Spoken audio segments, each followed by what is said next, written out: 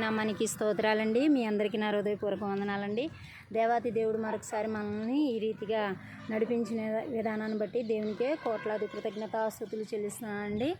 మరి ఈ దినము మనం మాట్లాడుకోబోయేది మరి చూడండి, దేవాతి దేవుడు మరి 128వ కీర్తనలో దేవాతి దేవుడు ఏదైతే మనకి రచయించి ఉంచారో ఆశీర్వాదం నిమిత్తము మనము దేవునికి కృతజ్ఞతాస్తుతులు చెల్లించే వారిగా ఉండాలి. ఆయన ఆశీర్వాదాలు పొందుకొని మరి మనం ఈ రీతిగా చూడండి, ఎవరిని దేవుడు ఆశీర్వదిస్తున్నాడో మన ప్రభువైన యేసుక్రీస్తు దేవాతి దేవుడు మనల్ని ఆశీర్వదిస్తానని వాగ్దానం చేసిన నమ్మదగిన దేవుడు అండి. మరి చూడండి, 128వ కీర్తన దావీదు రాసిన కీర్తన మరి 4వ వచనం చదువుతున్నానండి. యెహోవాయందు భయభక్తులు గలవాడు ఇలాగూ ఆశీర్వదింపబడును. సియోను నుండి యెహోవా నిన్ను ఆశీర్వదించును. చూడండి, దేవాతి దేవుడు ఎలా అయితే ఆశీర్వదిస్తానంటున్నాడో దేవుని యందు భయభక్తులు గల వారికి ఆశీర్వాదాలు కలుగుతాయని మాట్లాడుతున్నాడు దేవాతి దేవుడు. అలాగే సియోను నుండి యెహోవా నిన్ను ఆశీర్వదించును. నీ జీవితకాలమంతయు యెరూషలేము క్షేమం కలుగుట చూచెదవు. నీ పిల్లలను నీవు చూచెదవు. ఇశ్రాయేలు మీద సమాధానం ఉండును గాక అంటున్నాడు దేవాతి దేవుడు. మరొకసారి మాట్లాడుతున్నాడండి. మరి ఆశీర్వాదాలంటే దేవుని ఆశీర్వాదాలు మనం పొందుకునే వారిగా ఉండాలి. ఆయన కృపను పొందుకునే వారిగా ఉండాలని చెప్పేసి లేఖనాలు వివరిస్తున్నాయండి. మరి అలాగే 115వ కీర్తన మరి 12వ వచనంలో కూడా దేవుడు ఎలా అయితే ఆశీర్వదిస్తున్నారో మరి చూద్దామండి. మరి 12వ వచనం నుంచి 12వ వచనం నుంచి చూసుకుంటే దేవాతి దేవుడు 13 చూద్దామండి. పిల్లలనేమి పెద్దలనేమి తన యందు భయభక్తులు గలవారి యెహోవా ఆశీర్వదించును. ఎవరినండి? మరి యెహోవా యందు కింద వచనాలు చూసుకుంటే యెహోవా మిమ్మల్ని మీ పిల్లలను వృద్ధి చేయించును. భూమి ఆకాశములను సృజించి యెహోవా చేత మీరు ఆశీర్వదింపబడుదురు. అవునండి, దేవుని యందు నమ్మిక ఉంచినప్పుడు మనము ఆశీర్వాదాలు పొందుకుంటామని లేఖనాలు వివరిస్తున్నాయండి. దేవుని యందు నమ్మిక ఉంచినప్పుడు పిల్లలనేమో పెద్దలనేమో ఆశీర్వదిస్తానంటున్నాడు. దేవుని యందు భయభక్తులు కలిగిన వారికి ఇలాంటి ఆశీర్వాదాలు పొందుకోవాలని చెప్పేసి కోరుతున్నానండి. చూడండి, దేవుడు ప్రకృతిని ఏంటి, గాలిని ఏంటి, మరి సమస్తము కూడా మనకి దేవుడు అనుగ్రహించి ఉన్నాడు. అదే చెప్తున్నాడండి ఇక్కడ, భూమి ఆకాశములను సృజించిన యెహోవా చేత మీరు ఆశీర్వదింపబడిన వారు అని చెప్పేసి దేవుని లేఖనాలు వివరిస్తున్నాయండి. అదేనండి, ఈరోజు మనము ఈ రీతిగా పచ్చగా ఉన్నది సమస్తము కూడా దేవుడు మన జీవితాల్లో కూడా పచ్చగా చేయాలని చెప్పేసి ప్రకృతి విషయంలో కూడా మనం చూసుకున్న ఏ విషయంలో చూసుకున్నా మనం భూమి ఆకాశంలో దేవుడు సృజించి ఉన్నాడనే లేఖనాలు వివరిస్తున్నాయండి. అటు గొప్ప భాగ్యము మనము పొందుకుంటున్నాము. అలాగే మరి 2 సమూయేలు గ్రంథం 7వ అధ్యాయము 29వ వచనం నుంచి మనం చూసుకుంటే మరి ఇశ్రాయేలులు మాట్లాడుతున్న దేవాతి దేవుడు దావీదును ఆశీర్వదించిన దేవుడు.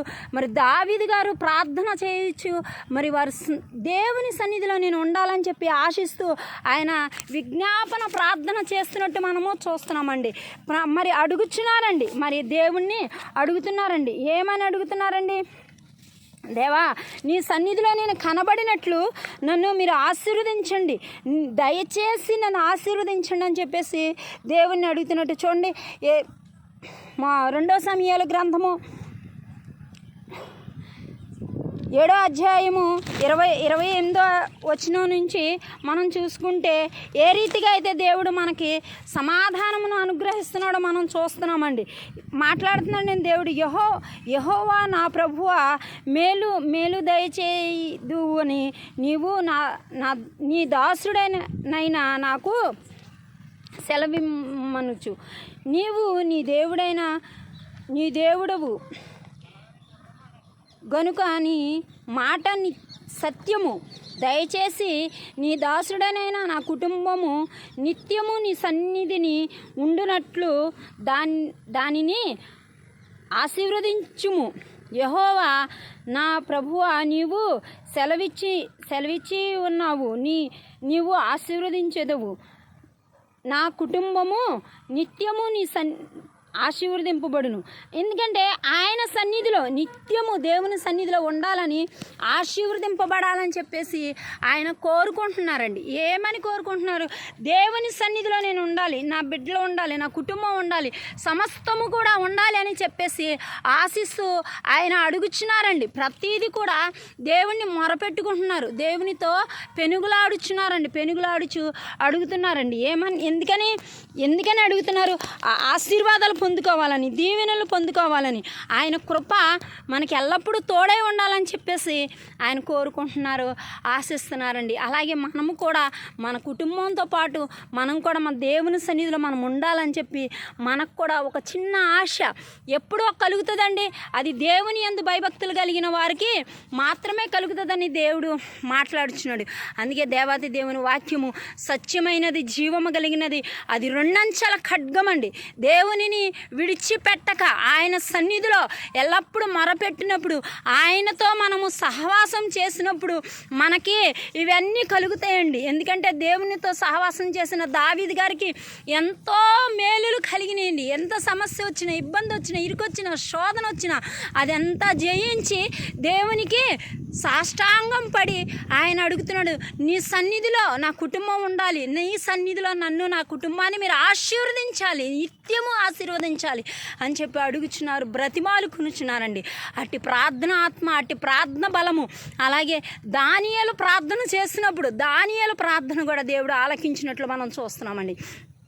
కాబట్టి ప్రభువునందు నమ్మిక విశ్వాసం ఉంచాలి. దేవాతి దేవుడు నమ్మదగిన దేవుడు, మనకి సహాయకుడై ఉన్నాడు. ఆయన దక్షిణహస్తము మనకి సహాయము చేయడానికి సిద్ధముగా ఉన్నదండి. మనమే ముందుకు సాగాలండి. మనం అడగకే పొందుకోలేకపోతున్నాము. మనం అడిగితే దేవుడు మనకు అనుగ్రహిస్తాడు. దేవుడిని మనం అడిగితే మీరు ఏది అడిగినా ఏది కావాలని ప్రభువు సన్నిధిలో మొరపెట్టక మనం పొందుకోలేకపోతున్నాం. మనం అడిగితే దేవుడు తప్పగా మనకు అనుగ్రహిస్తానని వాగ్దానం చేశాడండి. ఆయన నమ్మదగిన దేవుడు అండి. ఆయన సహాయకుడై ఉన్నాడు. సహకారి మన ప్రభు అయిన యేసుక్రీస్తు మనల్ని సహాయం చేసే దేవుడు. ఈ వాక్యం దేవుడు దీవించి బలపరచును గాక.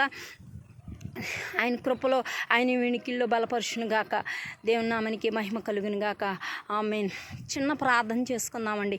మహాపరిశుద్ధుడు, మిక్కిలిగా మమ్మల్ని ప్రేమించిన మా ప్రియ పరలోకపు తండ్రి, గొప్ప దేవుడువు, కనికిరా పూర్ణుడు, కరుణా సంపన్నుడు, సర్వసృష్టికర్తవు, సకల ఆశీర్వాదములకు కారణభూతుడువైన మా ప్రియ పరలోకపు తండ్రి, నీ పాద సన్నిధికి వస్తున్నాం తండ్రి. ఈ సమయం నీది, ఈ రోజు నీది, క్షణం నీది.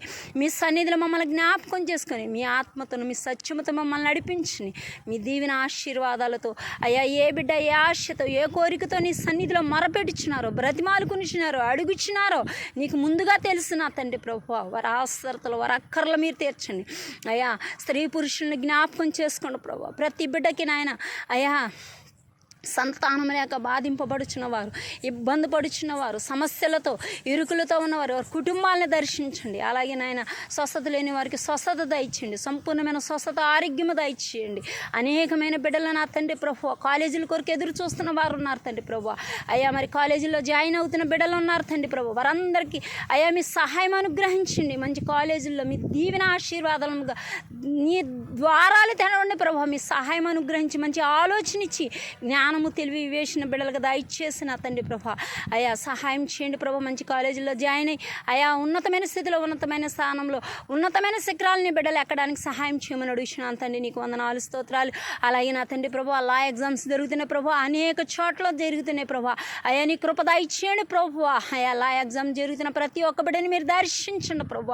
ఏ బిడ్డ నాయన మరి ఏ క్వశ్చన్కి ఏ ఆన్సర్ రాయాలో మీ కృపలో నాయన వారిని జ్ఞానము దయచేయండి. బుద్ధి, జ్ఞానము, సర్వసంపదలు మీ అందుకు గ్లుప్తమై ఉన్నాయి తండ్రి ప్రభా. ధైర్యము దయచేయండి. ఆయా ఆధ్యాత్మిక మేలులతో వాళ్ళు నింపండి. ధైర్యపరచండి ప్రభు నీ బిడ్డలను ముందుగా. అయ్యా నీ కృపతోడిగా ఉంచండి. ఆధ్యాత్మిక మేలులతో నీ బిడ్డలను నింపండి. నీ కాపుదల, నీ భద్రత బిడ్డలకు దయచేయండి. బిడ్డలు రాకపోకల్లో అయ్యా సమస్త విషయంలో మీరు తోడుగా ఉండండి తండ్రి. వారు ఎక్కలేని ఎత్తైన శిఖరములకి ఎక్కినట్లు నీ కృప దయచేయండి ప్రభు. ఆ బిడ్డలను దీవించి ఆశీర్వదించండి. లా పరీక్షలు రాస్తున్న ప్రతి ఒక్క బిడ్డని లాయర్గా నాయన వారు ఏ ఆశతో ఏ కోరికతో నీ సన్నిధిలో అయ్యా నీ నామానికి మహిమకరంగా వాడబడుచున్నారో వారిని దర్శించండి, మీ కృప తోడుగా ఉంచండి. ఇంకెవరికి ఏ అవసరం ఉందో ఎక్కడ ఉందో మీరు తీర్చండి తండ్రి. నీకు వందనాలు, స్తోత్రాలు అయ్యా, నీకు వందనాలు. పసి బిడ్డలు మొదలుకొని వృద్ధుల వరకు మీరు జ్ఞాపకం చేసుకోండి. యవన బిడ్డలు మీరు జ్ఞాపకం చేసుకోండి ప్రభా. పురుషుల్ని మీరు జ్ఞాపకం చేసుకోండి, స్త్రీలను మీరు జ్ఞాపకం చేసుకోండి, వృద్ధాప్యంలో ఉన్న నీ బిడ్డల్ని జ్ఞాపకం చేసుకోండి ప్రభా. నీకు వందనాలు, స్తోత్రాలు. అలాగే నా తండ్రి రైతుల్ని మీరు జ్ఞాపకం చేసుకోండి తండ్రి. నీకు వందనాలు. రైతులకు కావాల్సిన ప్రతి లబ్ధి నా తండ్రి ప్రభా గవర్నమెంట్ నుంచి పొందుకోవడానికి సహాయం చేయమని అడుగుచున్నాను గొప్ప దేవుడా. మీ కృప కనికరములు, మీ ద్వారాలు తెరవండి రాజా. నీకు వందనాలు, స్తోత్రాలు. నీ ఆత్మకార్యాలు జరిగించి మీ నామానికి మహిమ తెచ్చుకోండి. రైతులకి సహకారులుగా మీరు ఉండండి ప్రభా. అయ్యా గవర్నమెంట్ వారితో మీరు మాట్లాడండి, ప్రభుత్వంతో మీరు మాట్లాడండి. ప్రభుత్వం పరిపాలిస్తున్న బిడ్డలను బట్టి నీకు వందనాలు, స్తోత్రాలు తండ్రి ప్రభా. అయ్యా మీ సన్నిధిలో ప్రతి ఒక్క బిడ్డ కొరకు ప్రార్థిస్తూ సమస్తాన్ని మీ చేతులుగా అప్పగించుకోండి. నన్ను, నా కుటుంబాన్ని, మమ్మల్ని అందరినీ మీ చేతులుగా అప్పగించుకోండి. మహిమ ఘనత ప్రభావాలు మీరే పొందమని, మీ మిండైన దీవిన ఆశీర్వాదాలతో మమ్మల్ని దీవించి ఆశీర్వదించి పంపించమని త్వరలో రానున్న నా ప్రభు అయిన యేసుక్రీస్తు అతి పరిశుద్ధాత్మనాలో అడిగి వేడి ప్రార్థించి పొంది ఉన్నాను మా ప్రియ పరలోకపు తండ్రి. Amen, amen, amen. మీ అందరికీ నా హృదయపూర్వక వందనాలండి. దేవుని నామానికి మహిమ కలుగును గాక. ఇంతవరకు మీరు అందరూ మాతో సహకరించినందుకు మీకు వందనాలు. అలాగే నా దేవాతి దేవునికి మహిమ కలుగును గాక. మీకు ఒక మనవి చేసుకుంటున్నానండి. దయచేసి మీరు అందరూ కూడా ఎంతోమంది చూస్తున్నారు, ప్రార్థనా సహాయం కోరుతున్నారు అనేక మంది. అందుని బట్టి దేవునికి కోట్లాది కృతజ్ఞతాస్తుతులు చెల్లిస్తున్నాను. మరొకసారి మీరు దయచేసి షేర్ చేయండి, లైక్ చేయండి, బెల్ బటన్ నొక్కండి. ఆయన మాకు సహకరించండి, నాకు సహాయం చేయండి. దేవునితో మేము పెనవేసుకొని ఉండాలి, దేవునితో సహవాసం కలిగి ఉండాలి, దేవునిలో మనం సహవాసం కలిగి ఉండాలి. కాబట్టి దేవుని బిడ్డలుగా మనం ఏర్పరచబడి ఆయన దీవెన ఆశీర్వాదాలు మనం పొందుకునేటట్లు ఉన్నట్లు కృప దయచేయమని ఈ వీడియో అనేకులకి షేర్ చేయాల్సిందిగా కోరుతూ, అనేకులు దేశాల్లో విదేశాల్లో కూడా చూస్తున్నారు. అందుని బట్టి దేవుని నామానికి మహిమ కలుగును గాక. సమస్తముని ఎరిగిన దేవునికి మహిమ కలుగును గాక. ఏది కూడా మనల్ని ఆటంకంపరచదండి. ఆయనే ద్వారాలు తీరిస్తే ఎవరు ఆపగలుగుతారు కదా. అన్ని కార్యాలైన సఫలపరుస్తారు. మన ఏడల దేవుడు మనకు తోడే ఉన్నాడు. నమ్మండి, విశ్వసించండి. దేవుని నామానికి మహిమ కలుగును గాక. Amen, amen.